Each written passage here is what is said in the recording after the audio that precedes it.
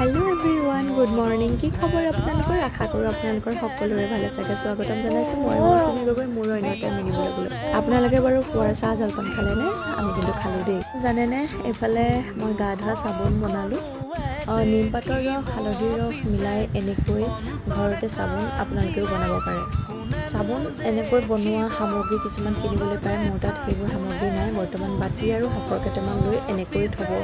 পাৰি যিহেতু এনেকৈ থৈছোঁ আৰু চাই থাককচোন ফাইনেল লুকছটো আৰু এনেকৈ যে ফেন উঠি আছে এই ফেনবোৰ অকণমান এনেকৈ উঠাই থৈ দিব লাগে তেতিয়া চাবোনটো ধুনীয়া ক্লিয়াৰ হৈ আহে ঘৰতে এনেকৈ বনাই আপোনালোকে কেইবাদিনো